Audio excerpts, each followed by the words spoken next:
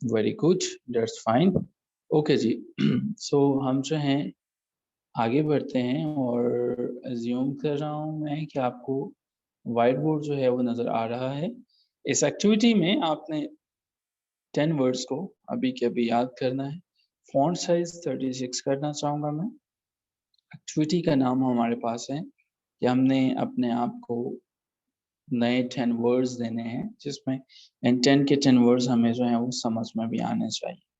सो देखते हैं कौन-कौन डिटरमिन्ड है और किस-किस को लगता है कि वो 10 के 10 वर्ड्स इसी सिटिंग में याद कर लेगा। सो किस-किस को लगता है कि वो याद कर लेगा? इज़ देयर एनीवन किसको ये लगता है? महमूना है, इंशाअल्लाह। ओके जी, मूव ऑन करते हैं, देखते हैं कि वाक़ई में आप कर सकते हैं। पाकिस्तान में हम अक्सर कहते हैं उसको सूली पे लटका दिया गया। शायद उसी से मिलता-जुलता वर्ड हमारे पास सली है। सली का मतलब जो है वो बेसिकली कुछ और होता है। इसके सूली के तौर पर याद करना चाहें तो कर सकते हैं, लेकिन यू को ओ ना कीजिएगा। तो सली का मतलब होता है कि जब आप किसी चीज़ को दागदार कर देते हैं, किसी चीज़ को मैला कर देते हैं, किसी चीज़ के ऊपर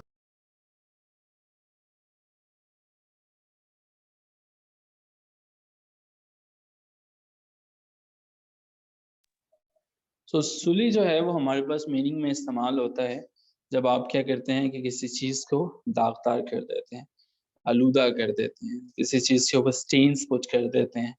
वो किसी का करैक्टर भी हो सकता है, वो कोई और चीज़ भी हो सकती है।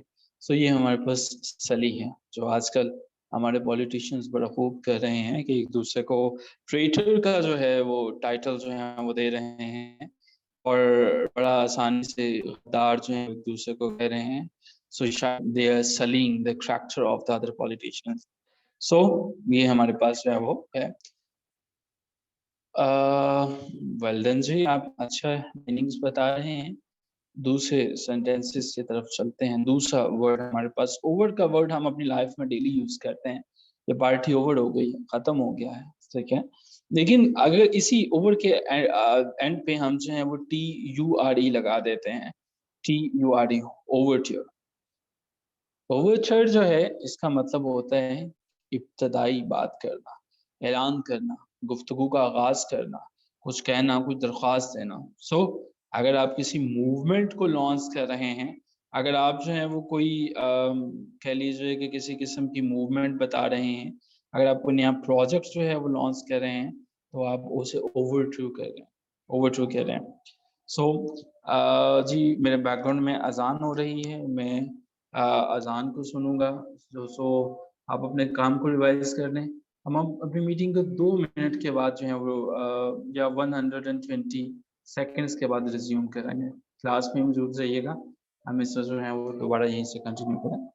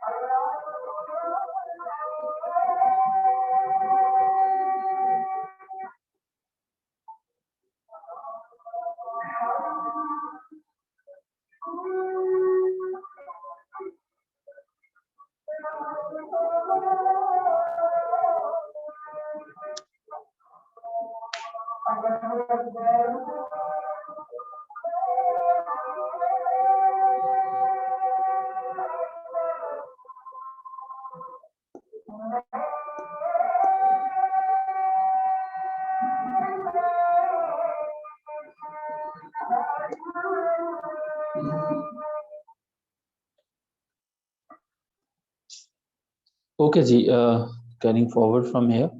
ओवरट्यूड का मतलब हमने समझा था, कोई नई मूवमेंट, कोई नया प्रोजेक्ट जो है वो लॉन्च करना, वो ओवरट्यूड के मतलब में हमारे पास आता है। आई एम श्योर कि आप इसे मुख्तलिफ वर्ड्स के अंदर जो है वो मुख्तलिफ वर्ड्स को सेंटेंसेस में यूज कर रहे हैं। हम जो है वो पिंच का मतलब समझने की कोशिश करते हैं। इम्पिंच का मतलब जो है वो, सो जब हम इम्पिंच के मतलब को समझने की कोशिश करते हैं क्विकली, क्योंकि हमारे पास सबसे ज़्यादा टाइम कम है, और वो कवर कर लें 10 वर्ड्स को। Over two is a verb, नहीं जी, ये एक नाउन है, ठीक है। जब आप कोई इनिशिएटिव लेते हैं, ठीक है, सो जब आप एक इनिशिएटिव लेते हैं, आप किसी चीज़ को जो है वो एग्रीमेंट की तरफ बढ़ते हैं, सो अगर तो आप इसे यूज़ करें किसी इनिशिएटिव के तौर पर, प्रपोजल्स के तौर पर, तो फिर तो ये हमारे पास डेफिनेटली दोनों तरह से यूज़ होगा। बट जनरली जो है, अगर आप इसे यूज़ कर रहे हो इनिशिएटिव टुवर्ड्स के तौर पर, देन नाउन होगा। समथिंग इंट्रोडक्टरी है, नाउन होगा। अगर आप किसी चीज़ को इंट्रोडक्शन की तरफ करोगे, नाउन तो होगा। लेकिन जब जो है आप किसी मूवमेंट्स की तरफ चले जाते हो, जब इसे ट्रांजिटिव वर्ब के तौर पर यूज़ करते हो, तो देन जो है वो हमारे पास ये वर्ब में चला जाएगा, ठीक है। नॉर्मली हम इसे नाउन की कैटेगरी में काउंट करेंगे। ओके जी, सो नेक्स्ट हमारे पास है जी इम्पिंच। इम्पिंच का मतलब क्या होता है? अच्छा, देखा आपने जो है बाज़-औक़ात 2 पॉलिटिकल पार्टीज़ हैं, पसंद तहरीक-ए-इंसाफ और कोई भी हो जाए, पीडीएम जो है वो, इनका जब तसादम होता है, आपस में ये टकराते हैं, वो इम्पिंच होता है, ठीक है। 2 गाड़ियाँ भी आपस में टकरा सकती हैं, ठीक है। जब उनकी टक्कर होती है, वो don't agree with you because your statements they impinge my personality, ठीक है जी। तो इम्पिंच का मतलब क्या होता है? जब जो है वो कॉन्ट्राडिक्शंस आपको देखने को मिलती हैं, जब जो है वो आपको 2 तसादम होता है, जब आप जो है वो फ़ील करते हैं कि यहाँ पे कॉन्फ्लिक्ट है हमारे पास, वो इम्पिंच होता है। सो 4 वर्ड्स हम यहाँ तक डिस्कस कर चुके हैं, और देखते हैं कि आपको कहाँ तक याद हो गए। नेक्स्ट हमारे पास जो वर्ड है डी, तो आपको पता ही है। इसके बाद अब जब मैं NOUN लगाऊँगा, तो ये डिनाउन का भी आपको पता है। अब मैं इसके बाद सीमेंट लगा दूँगा, ठीक है? डिनाउंसमेंट, कितना आसान है, डिनाउंसमेंट। डिनाउंस का मतलब होता है जब आप किसी चीज़ को कोई किसी का कोई पहेली का हल निकाल लेते हैं, कोई किसी की मुखबिरी करते हो, किसी को कोई इल्ज़ाम देते हो, so that's always fall in the category of denouncement। so हम जो है वो इसे denouncement की कैटेगरी के अंदर जो है वो यूज करें। अगर हम इसे इंग्लिश में इसका मतलब समझने की कोशिश करें, तो जब आप क्या करते हो, पब्लिकली किसी को बता देते हो, किसी के बारे में, कोई इविल के बारे में बताते हो, ऐलान कर देते हो, कोई प्रोक्लेम कर देते हो, वो हमारे पास डिनाउंसमेंट की कैटेगरी में आता है। किसी चीज़ की, किसी की कोई मुखबिरी कर देते हो, वो डिनाउंसमेंट आता है। किसी की बढ़ाई-चढ़ाई खुल के बता रहे होते हो, वो डिनाउंस की कैटेगरी में आता है, ठीक है? सो ये हमारे पास डिनाउंस है। आई एम श्योर आपको ये भी समझ में आ गया। नेक्स्ट मूविंग ऑन जी, हमारे पास प्रीटेंस जो है वो हमारे पास नेक्स्ट वर्ड है। अच्छा, प्रीटेंस को हम जो है नॉर्मली यूज़ एस के साथ भी करते हैं, और इसको जो है वो हम नॉर्मली एस के साथ करते हैं, लेकिन अगर किसी ने प्री सी के साथ भी इसे यूज़ किया है, तो इसका ये भी एक वेरिएंट है जो कि करेक्ट समझा जाता है, ठीक है? इसका मतलब ये होता है कि कोई क्लेम आप जब कर रहे होते हो, किसी किस्म का कोई बहाना भी जब आप बना रहे होते हो, कोई क्लेम कर रहे होते हो, कोई बहाना बना रहे होते हो, वो आपका जो है वो होता है प्रीटेंस होता है, ठीक है? मिसाल के तौर पर जब जो है वो आज की अगर हम गवर्नमेंट की बात कर लें, तो बहुत लोग कहते हैं, हम किसी को हर एक की अपनी राय हो सकती है कि जो हमारा जो लेटर है, जो केबल गेट है, इमरान खान साहब को आया है, ये प्रीटेंस है। उन्हें लगता है कि एक प्रीटेंस है कि गवर्नमेंट के अंदर सस्टेन करने का।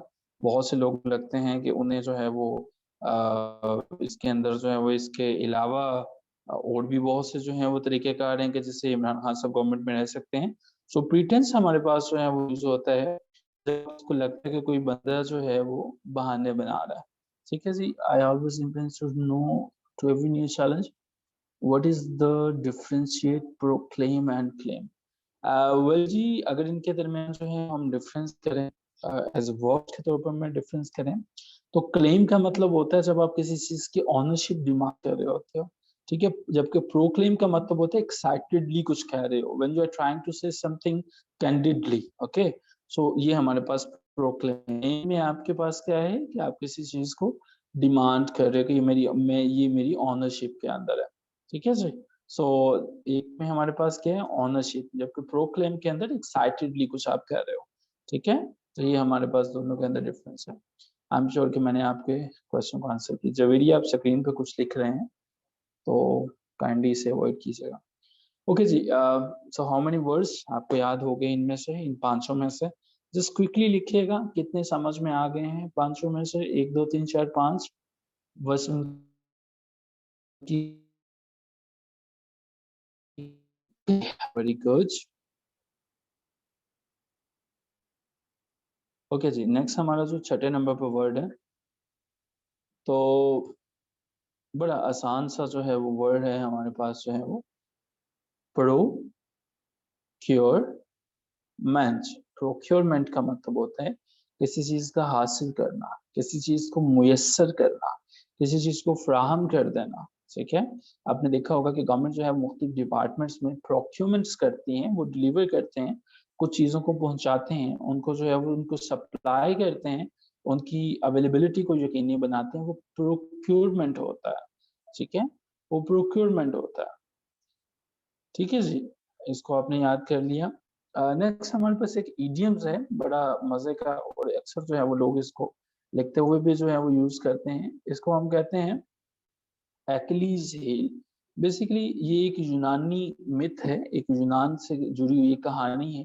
कहा जाता है कि हिस्ट्री में एक ऐसा बंदा था, उसके जिस्म पे कहीं पे भी उसको मार दिया जाता था, उसको आप वेपन मारें, उसको तीर मारें, कुछ भी नहीं होता था। उसको जो है वो अगर उसकी हील में कुछ, इसकी हील उसकी कमज़ोरी थी, क्योंकि उसकी जो मदर थी, वो भी एक जो है वो जादूगरनी थी। जब उसने उसको बैप्टाइज़ किया था, एक समंदर के अंदर जो है वो उसको गोता दिलाया था, एक ऐसा समंदर था, तो उसकी उसकी हील से पकड़ के उसने उसको जो है वो गोता दिलवाया था। तो हील के ऊपर पानी नहीं लग सका था, तो उसको जब जो है वो हील में फिर उसके लगा, उसका जो है वो एक एरो लगा, तो तब वो मरा था। एक्चुअली हील का मतलब होते हैं किसी की वो जगह जो उसकी कमज़ोरी हो, ठीक है? या कोई ऐसा पर्सन जो किसी दूसरे की कमज़ोरी हो। जिस तरह से कोई कह सकता है कि this particular book is actually heel for me. जिसका मतलब ये है कि मेरी कमज़ोरी है। This topic is has proved to be Achilles heel for my success or for my failure। ठीक है जी, Achilles heel।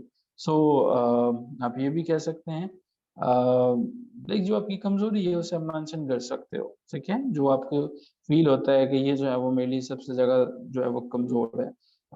English grammar is another Achilles heel for me। आप ये भी कह सकते हैं। Uh, weakness in spite of strength. Okay, so ji, Iqra ने बताया है कि Mariyam Butt is my actually. ठीक है, हम आपकी इस कमेंट की रिस्पेक्ट करते हैं। ओके जी, मूव करते हैं आगे जो है वो हम जो है वो आगे चलते हैं। एक बड़ा इजी सा वर्ड है, डेली लाइफ में भी बड़ा इस्तेमाल होता है, जिसका मतलब होता है स्क्वेंडर है जी। सबसे पहले वर्ड देख लेते हैं। अच्छा जी, SQUANDER बड़ा फ्रीक्वेंट यूज़ होता है। स्पेंडर का मतलब है एक ऐसा शख्स जो बहुत से फ़िज़ूल खर्चे करता है। ये हम पहले भी वर्ड यूज़ कर चुके हैं, लेकिन चूँकि इम्पोर्टेंट है तो मैंने आपको दोबारा बता दिया। इसराफ़ करने वाला, जो बहुत सी चीज़ें ज़ाया करता है, वो उसे हम स्पेंडर कहते हैं। ठीक है जी? स्पेंडर पे मैंने बात ज़्यादा नहीं की, ये पहले भी हम जो है वो इसको डिस्कस कर चुके हैं। अच्छा जी, वॉर तो कहते हैं, जंग को कहते हैं, ठीक है? वार जंग को कहते हैं। एक ऐसी हालत जिसके अंदर वरीनेस, एक ऐसी सिचुएशन होती है, एक ऐसी हालत है जिसमें आप हमेशा जो है वो चाको चौबंद रहते हैं, जिसमें आप हमेशा जो है वो एक्टिव रहते हैं, एक ऐसी सिचुएशन जिसमें आप जो है वो हमेशा जो है वो विजिलेंट रहते हो, ठीक है, चालाक रहना, होशियार रहना, चौकस रहना, दैट इज समथिंग जब हम कहते हैं वॉरीनेस। याद रखना इसको, बड़ा इजी सा है इसको, वॉरीनेस को याद रखना किस तरह से है कि वॉर पहले आ गया, उसके बाद आई एन आ गया और ई डब्ल्यू एस, वॉरीनेस जो है वो हमारे पास आ गया, ठीक है। I always remain in the state of worriness during my exam. So his state of worriness is because of his looming exams. ठीक है, ये हमारे पास 9th नंबर पे वर्ड है। 10th पे चलते हैं। यहाँ तक आपको जो है वो 10th के बाद हम दोबारा से पूछेंगे कि आपको कहाँ तक जो है वो समझ में आया। ओके जी, फजूल खर्ची करने वाला इकरा शहजादी। अच्छा जी, एक जो है वो हमारे पास नेक्स्ट वर्ड है, बड़ा अमेजिंग वर्ड है, आप इसे अपने दोस्तों के साथ जो है यूज कीजिएगा, क्योंकि हर दोस्त कोई ना कोई ऐसा होता है जो आपको मिल जाएगा। ब्लेदर स्काइट का मतलब होता है, पता है अक्सर लोग जो है वो हम कहते हैं वो ब्ला ब्ला ब्ला ब्ला ब्ला ब्ला बोलते रहता है, ठीक है। सो ब्लेदर स्काइट का मतलब है एक ऐसा शख्स जो फजूल बोलता है। इसे तहजीब के मानी जो है वो जितने मर्जी पहना दे, उसके बावजूद जो है वो ब्लेदर स्काइट का मतलब होता है फजूल बकवास करने वाला, ठीक है, जो फजूल बोलता चला जाता है। He is not doing anything but his conversation is a blather kite form. So you are not giving me any counsel. Your pieces of advice, they are blather kite form. So this whole particular session with you was a blather kite. Maybe हम किसी को ये भी कह सकते हैं। So हम जो है वो इसको blather kite के माने में यूज करते हैं। Talkative. Well, मेरा ख्याल है कि जब हम ब्लेदर स्काइट की बात करते हैं ना, चूंकि ये हमारे पास जो है वो ब्लेदर्स का मतलब भी यही होता है जो फुलिश बातें करता है, जो कि सिर्फ जो है वो फुलिशनेस होती है, क्योंकि उसकी बातों में जो है वो कोई अक्लमंदी की बातें हमें नजर नहीं आती, ठीक है। So that is the blatherskite. So maybe हम ये कह सकते हैं कि a lot many politicians in Pakistan, their speech are no more than a blather kites, ठीक है। Okay, so I want to continue. Time हमें इजाजत नहीं दे रहा, लेकिन मैं फिर भी आपके 2 मिनट लेना चाहूँगा। रिस्पेक्टेड पार्टिसिपेंट्स, हम जब भी कंपटीशन के एग्जाम्स की प्रिपरेशन कर रहे होते हैं ना, 2-3 चीज़ें मेरे याद रखिएगा। पहली चीज़, कोई भी चीज़ आउट ऑफ सिलेबस नहीं होती है, कोई भी चीज़ मुश्किल नहीं होती है, कोई भी चीज़ नामुमकिन नहीं होती। कामयाब लोगों की चमक दमक हमें बड़ी मुतासिर करती है। इसके पूछे उन्होंने कितने अंधेरे काचे हैं हम नहीं जानते। हमें अपनी बताई हुई बनाई हुई स्ट्रेटजी, अपनी बनाई हुई हिकमत अमली बहुत बेहतर नज़र आती है। पता तब चलता है जब हम उसी हिकमत अमली से नाकाम होते हैं, तो फिर हमें समझ में आता है कि हमें किसी और डगर में चलना चाहिए था। Every passing second is taking you quite close to your examination. So remember my 2 pieces of suggestion here. Do not take your session of vocabulary and English sessions on your light nerves. These sessions are terribly important for you, because in case you are not going to take these sessions on very serious notes, English is not going to take you seriously. Believe me, if you are just ignoring English and you are not practicing these words, if you're not making your own sentences, if you're not like dedicatedly and on religious grounds, you're not giving your the best to the English language, English essay and present composition subject, you are not doing anything. On daily basis, it is highly recommended to at least cover 2 articles of dawn. Moreover, try to use these words with your friends and family members, maybe in your messages in the chat, whatever you are doing, because if you are just going to ignore these words, you're not going to get anything. So I will say it again here. The days are no more here. Gone the days when we were talking about a crow, that there was a crow, he used to, throw the pebbles and the water and all the things. This time, the era is of smart work. We need to do work smartly. Utilize these vocabulary words. as much as you can. Try to learn the correction rules. Try to make the presses for your own assistance. A few lectures are available on our YouTube channel. Please go there and watch them time and again so that you may have a fair idea in which direction you want to go and why you should go there. If you are just taking English like other subjects, and if you're feeling, okay, all right, if I'm just taking the class and that is enough for me, okay, that's perfectly fine. But if you're not going to practice it, believe me, these sessions are not going to give you anything. English is not merely about cramming. English is not merely about memorizing a lot many things. English is not merely about taking the sessions. English is all about your practice. Even if you're taking the sessions with William Shakespeare, who's considered the father of the English, I'm talking about the literature, so that is the reason though, like the fathers is, you know, we try to associate with the Chaucer and the other fathers are there, but William Shakespeare is considered a very big name whenever we talk about literature. So अगर आप William Shakespeare से भी classes ले रहे हैं, but if you're not giving your enough time, your fair time to this particular subjects, you're not going to get anything, because English is not about cramming. English is a mechanical thing. You need to practice it. आपको इन words को अपना बनाना पड़ेगा. इन words के साथ जो कहानियां हम attach करते हैं, वो इस मकसद के लिए नहीं है कि आपने इस सेशन में भी बस सुन ली और उसके बाद ठीक है वो पढ़ा रजिस्टर, वो मैं गया, वो मैं गया. You will have to use them. 10 words on daily basis definitely mean that you are going to learn 300 plus words in a month. So 600 plus words. और हम अपने सेशंस में वो तमाम वर्ड्स यूज करते हैं कि जिनमें पॉसिबिलिटी है कि आपके साथ यूज हो सके. उनमें द मोस्ट फ्रीक्वेंट वर्ड्स भी हैं, उनमें हम ग्रीक के वर्ड्स को भी शामिल करते हैं और उनमें डॉन की वोकैबुलरी हो वो भी शामिल कर लेते हैं. हमारी कोशिश होती है कि आपके पास जो है वो हैंड एंड प्रैक्टिस है. And not only this, एक चीज मेक इट श्योर कीजिएगा. अगर नहीं भी करेंगे तो हम तो मूव ऑन कर लेंगे. कुछ चीज़ों का प्रिंट ले लिया कीजिए. और मैं आपको एक बुक रिकमेंड करने लगा हूँ, आपकी वहाँ पे मौजूद है, जो आपके ग्रुप है डिस्क्रिप्शन में, ड्राइव जो है. अगर डेली बेसिस पे टाइम मिल सके ना, हमारा एक फेसबुक पे पेज है, उस पर आपकी आसानी के लिए रोजाना क्विजेज जो हैं वो अपलोड होते हैं. MyMOCC लाइव, ठीक है, MyMOCC लाइव. इस पे होता क्या है, डेली बेसिस पे आपके पास जो है वो क्विजेज अपडेट होते हैं. 2 सब्जेक्ट्स के जो है वो होते हैं यहाँ पे.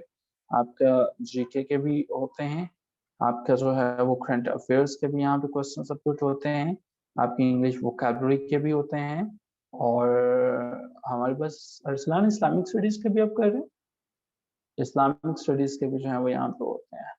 ठीक है, सो ये हमारे पास जो है वो होते हैं.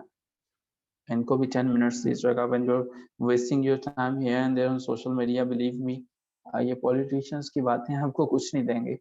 ये टाइम जो है वो your clock is, you know, ticking and it is taking you quite close to your examination. आखिर में एक किताब का प्रिंट ले लीजिएगा अगर आप मुनासिब समझें तो. ये आपके डिस्क्रिप्शन के अंदर जो है वो मौजूद है. डिस्क्रिप्शन ग्रुप के जो है वो लिंक जिसमें आप ऐड हैं वहाँ पे. किताब का नाम मैं आपको बता देता हूँ, ये है आपके ऐसे के लिए काफ़ी हेल्पफुल रहेगी, एकेडमिक राइटिंग. ये किसी भी किस्म की पाकिस्तानी बुक नहीं है, फॉर्म पैराग्राफ, और ना ही मार्केट के अंदर जो है वो मौजूद है. किसी ने इसकी जो है वो पायरेटेड वर्जन ना कॉपी करके ना ले लिया तो वो अलहदा बात है. फॉर्म पैराग्राफ टू ऐसे इतनी वंडरफुल बुक है. इसके राइटर्स जो हैं वो हमारे पास भी इंटरनेशनल है. डॉर्थी है और लिजा है इनके राइटर्स जो हैं, डॉर्थी एंड लिजा.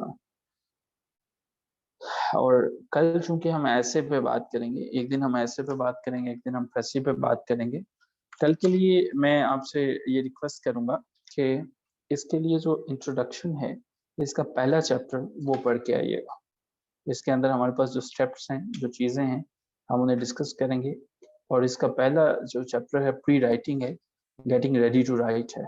जिसमें हम ये समझने की कोशिश करेंगे कि आपने ऐसे जब बैठना है एग्जाम में तो प्रिपरेशन करनी कैसे है. सो प्रिपरेशन को समझने की कोशिश करेंगे. आज का सेशन हम यहीं पे स्टॉप करेंगे. अगर आपका कोई क्वेश्चन है तो आप अपने क्वेश्चंस पूछ सकते हैं. कल की मुकम्मल क्लास हमारी ऐसे पे होगी. जिसमें हम ये समझने की कोशिश करेंगे कि हम अपने ब्रेनस्टॉर्मिंग आइडियाज से पैराग्राफ में कैसे जाएंगे, लिखेंगे कैसे, और यहाँ पे लाइव हम प्रैक्टिस करके देखेंगे कुछ पैसेजेस से। सो कोई क्वेश्चन है तो क्वेश्चंस आपके वेलकम है, otherwise that's all from my side. और रिमेंबर वन थिंग, चीज हमेशा याद रखिएगा, वक्त गुजर जाएगा, जो तकलीफ याद करते हुए, जो तकलीफ आज सुबह उठ के पढ़ने में, जो तकलीफ किसी की नसीहतों पे अमल करने में होगा, ये मशक्कत चला जाएगी, इसका फ्रूट जो है वो बाकी रह जाएगा। So with this piece of advice, I'm going to end today's session here.